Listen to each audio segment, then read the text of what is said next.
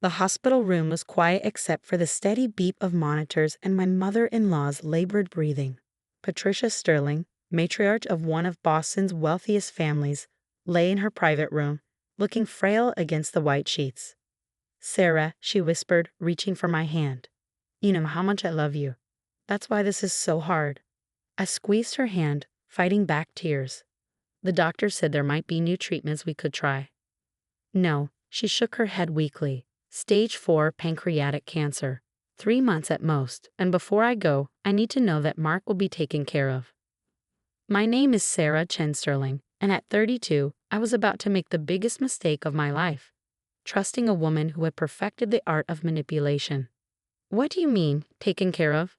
I asked, though something in my gut told me I already knew. Patricia's eyes filled with tears. "You've been trying for 5 years, Sarah. The doctor said you can't have children. He needs a chance at a family before it's too late. Before he's too old." The words hit me like physical blows. Yes, we'd been trying to conceive. Yes, the doctors had said my chances were slim. But Mark and I had discussed adoption, surrogacy. "I don't understand," I said, my voice trembling. "Mark and I are happy. We've talked about other options. He's lying to spare your feelings."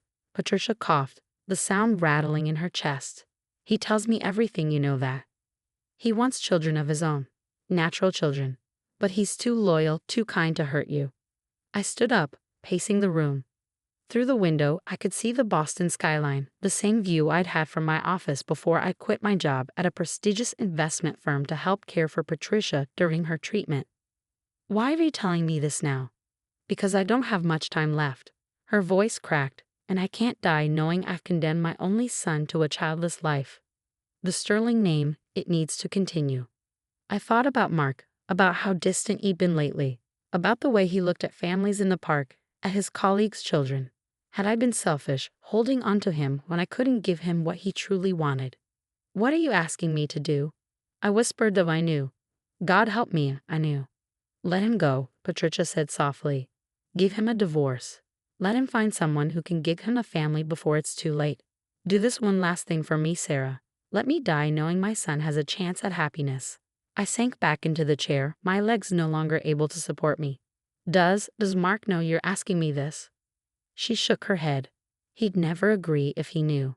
You know how he is, always trying to do the right thing, even at his own expense. That's why it has to come from you." I looked at her, this woman who had never quite approved of her son marrying a Chinese-American woman from a middle-class background, no matter how successful I'd become. But surely, facing death, she wouldn't lie about something like this. "I need time to think," I said, standing up. "We don't have time," she insisted, her voice suddenly stronger. "I want to see him happy before I go. Please, Sarah. If you ever loved him." That night, I lay awake in our empty bed. Mark was working late again, or so he'd said, thinking about Patricia's words, about Mark's recent distance, his late nights, his wistful looks at young families. The next morning, I called a divorce attorney. Mark was shocked when I brought it up, protesting that he didn't want this, that we could work things out. But I saw the flicker of relief in his eyes, the way his shoulders relaxed just slightly when I insisted. "Your mother doesn't have much time," I said, the lies tasting bitter on my tongue. "She should see you happy before." He hugged me, whispering that I was the most selfless person he'd ever known. The divorce was quick and clean. I asked for nothing, not the house we'd bought together, not a share of his family's money, not even the jewelry he'd given me. Patricia's lawyer handled everything, presenting me with papers that seemed suspiciously well prepared for such a sudden decision. 2 months later, I saw the wedding announcement in the Boston Globe. Mark Sterling, heir to the Sterling Medical Group, was marrying Sophia Wallace, daughter of a prominent surgeon. The photo showed them beaming at each other, his family gathered around them, including Patricia Sterling, looking remarkably healthy in her mother-of-the-groom dress. I stared at the photo for a long time, the truth slowly sinking in. There had been no cancer, no terminal diagnosis, just a carefully orchestrated plot to get rid of the daughter-in-law who didn't quite fit the Sterling family mold. The rage that filled me wasn't hot or explosive. It was cold, calculating, and absolute. I picked up my phone and called my old boss at the investment firm. "Remember that offer you made when I left? Is it still open? The partner track?" Of course, we've missed you, Sarah. When can you start? I looked at the wedding announcement again, at Patricia's triumphant smile. Immediately, but I have one condition. I want to specialize in medical sector investments, specifically hospitals and healthcare groups. Any particular reason? I smiled, though there was no warmth in it. Let's just say I've developed a personal interest in the field. That evening, I sat in my small apartment, all I'd kept from my marriage, and began to plan. Patricia thought she'd won, thought she'd successfully manipulated everyone to get her way. She had no idea that she'd just set in motion a sequence of events that would change everything. I opened my laptop and began researching the Sterling Medical Group's financials. They were successful, yes, but over-leveraged. Their old-school approach to healthcare management was becoming outdated. They were vulnerable if someone knew where to look and had the patience to wait. 10 years, I whispered to myself. In 10 years, I'll own everything you care about. I had no way of knowing then how prophetic those words would prove to be, or that when Patricia Sterling finally did face a real medical crisis, she'd find herself at the mercy of the very woman she'd so callously cast aside. But that's getting ahead of the story. First, I had an empire to build. 10 years can change everything. I stood at the window of my corner office, looking out at the Boston skyline. Below, the sign for Rising Phoenix Healthcare gleamed in the morning sun. My company, built from nothing but determination and a decade of careful planning. Sarah, my assistant's voice came through the intercom. The board of Mercy General is here for the acquisition meeting. I smiled, straightening my Armani suit. Mercy General would be our 10th hospital acquisition in 3 years, each one carefully chosen, each one bringing me one step closer to my ultimate goal. Send them in. The board members filed into my conference room, looking nervous. They had reason to be. Their hospital was struggling, and Rising Phoenix was known for aggressive takeovers. Mrs. Chen, the board chairman, began, "We've reviewed your offer." "Ms.," I corrected smoothly, "and I hope you found it generous." The meeting proceeded exactly as planned. Within an hour, contracts were signed, and Mercy General became the newest addition to my healthcare empire. But it wasn't the hospital I really wanted. My phone buzzed. A text from my head of acquisitions. Sterling Medical Center is in trouble. Their new cancer wing project has put them in severe debt. Sources say they're looking for investors. Finally, the Sterling Medical Center was Patricia's pride and joy, the crown jewel of the Sterling Medical Group. She'd spent the last decade expanding it, turning it into Boston's most prestigious private hospital. But prestige comes at a price, and her ambitious expansion plans had left them vulnerable. I picked up my phone. "Start the process. Use our offshore subsidiaries. I don't want the Sterling family to know who's really buying their debt." Over the next few months, I watched through various financial channels as the Sterling Medical Group's situation deteriorated. Their stock price dropped. Creditors became nervous. And then, in a twist of irony so perfect it almost made me laugh, Patricia Sterling was diagnosed with a serious heart condition requiring complex surgery. The news came through my network of contacts. She'd need a specialized procedure, one that only a few hospitals in the country could perform. One of those hospitals had just been acquired by Rising Phoenix Healthcare. I was in a board meeting when my assistant interrupted with an urgent message. "Patricia Sterling is requesting an emergency appointment. She's in the lobby." The room fell silent. Everyone knew the story, or thought they did. Poor Sarah Chen, the ex-wife who'd gracefully stepped aside when she couldn't give the Sterling hair children. They had no idea about the cancer deception, about the manipulation, about the years of planning that had led to this moment. "Send her up," I said calmly. Patricia Sterling had aged in the past decade, but she still carried herself with the same aristocratic bearing. Until she saw me sitting behind the CEO's desk. Then, for the first time in all the years I'd known her, she looked genuinely shocked. "Sarah?" "Hello, Patricia."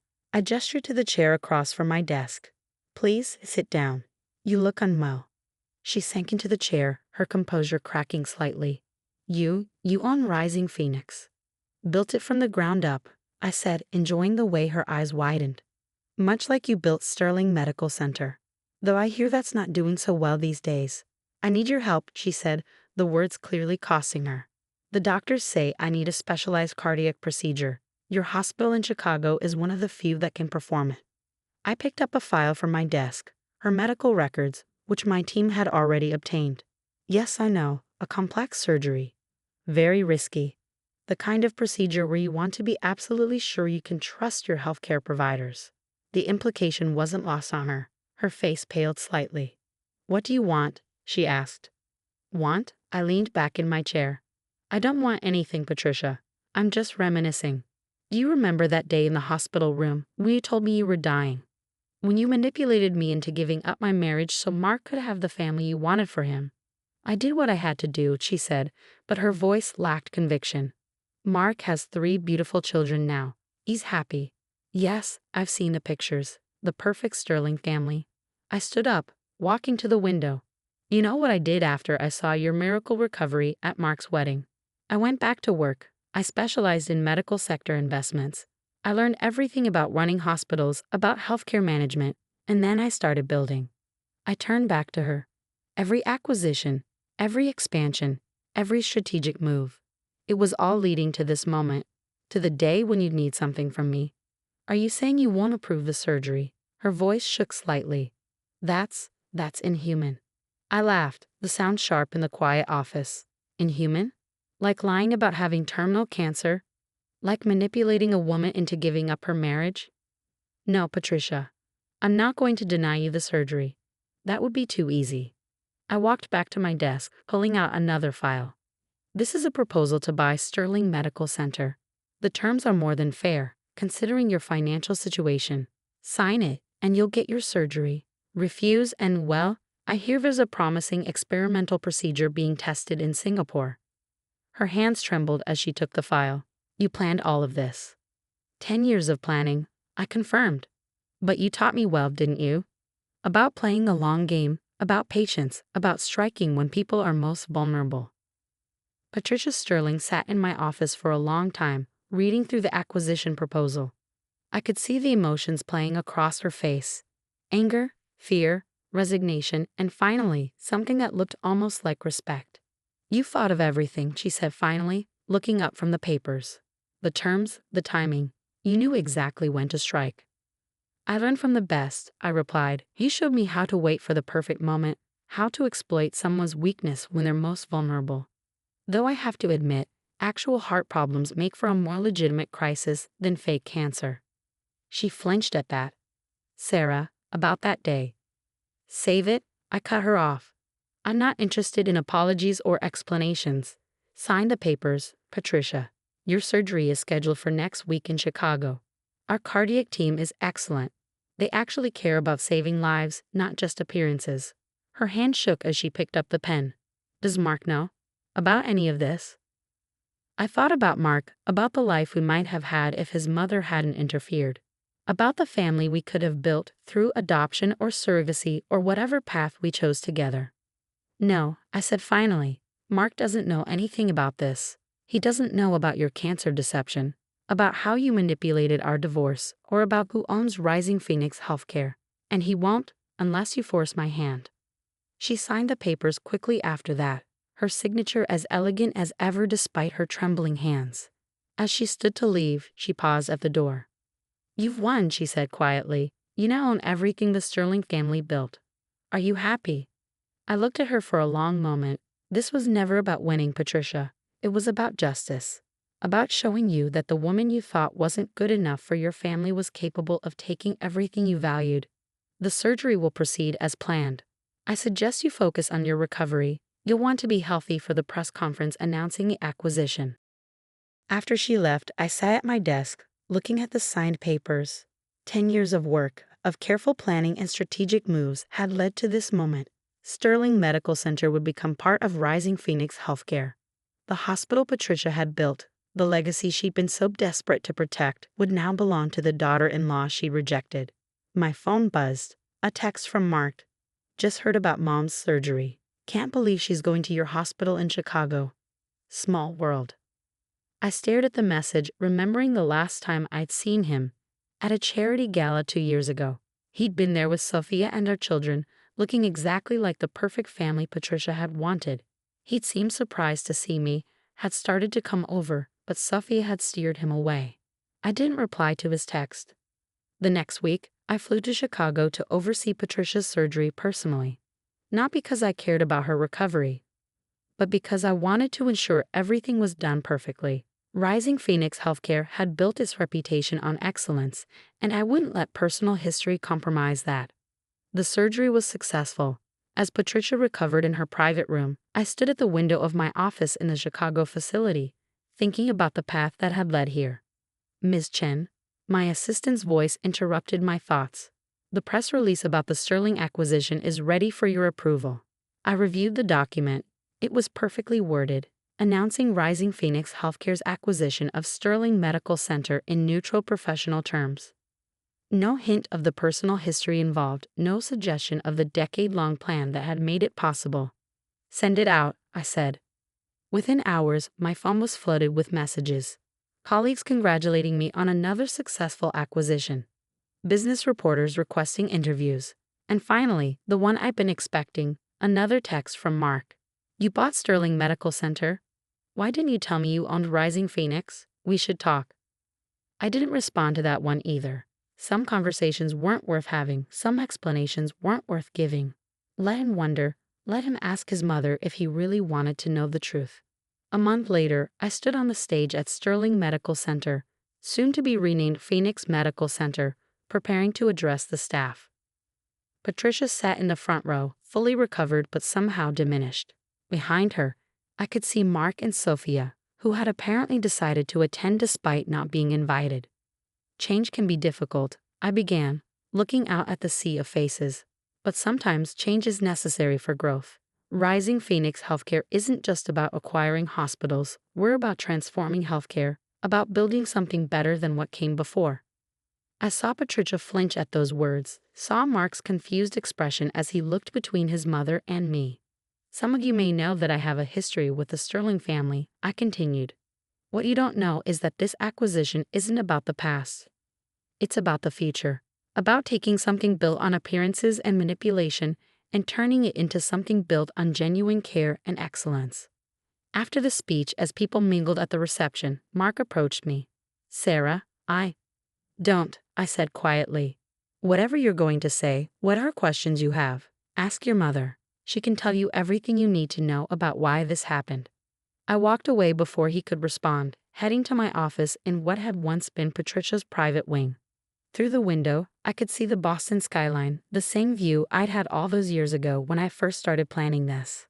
My phone buzzed one last time, another text from Mark. Mom told me everything. About the cancer lie, about manipulating our divorce. I'm so sorry, Sarah. I should have known, should have questioned it. I deleted the message without responding. His apologies, his regrets, they didn't matter anymore. I'd built something bigger than the Sterling legacy, something that would actually help people instead of just serving someone's idea of the perfect family. The next morning, I called a board meeting to discuss our next acquisition target. Life moved forward, success built upon success. Rising Phoenix Healthcare continued to grow, to transform healthcare in ways the Sterlings never imagined. And if sometimes, late at night, I thought about what might have been, about the life Mark and I could have had if his mother hadn't interfered, well, those thoughts didn't last long. I had built something better than a marriage based on lies, better than a family that valued appearances over truth. I had built an empire, and unlike Patricia Sterling's carefully constructed world of manipulations and deceits, my empire was built to last.